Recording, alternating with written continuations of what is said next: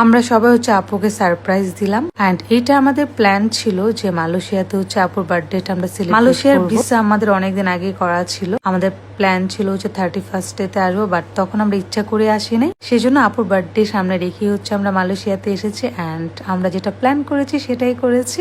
একদম আমাদের সবার একটা স্বপ্ন ছিল, যে স্বপ্নটা পূরণ হলো আজকে। আলহামদুলিল্লাহ ফর এভরিথিং। সবাই আমার আপুর জন্য দোয়া করবেন। আর আজকে আমরা অনেক অনেক মজা করেছি, কেক কেটেছি, কি করেছি এটা আমি ব্লগের মাধ্যমে অবশ্যই জানাবো। আর 12টার পরে টুইন টাওয়ার লাইটটা অফ করে দেয়, দ্যাটস ওয়াই আলো থাকে না। বাট এইরকম টাইমও সুন্দর একটা ভিউ দেখা যায়, যখন লাইট থাকে তখন একরকম। তো এই যে ফাইনালি আমরা কেকটা কেটে ফেললাম। আমার বয়স 26, আমার আপুর বয়স 27। তো সবাই আমার আপুর জন্য দোয়া করবেন and happy birthday to you again. আমার আপুকে অনেক বেশি সুন্দর লাগছে, মাশাআল্লাহ। সবাই মাশাআল্লাহ বলতে ভুলবেন না। সো সবাই ভালো থাকবেন আর অনেক বেশি দোয়া করবেন। টাটা।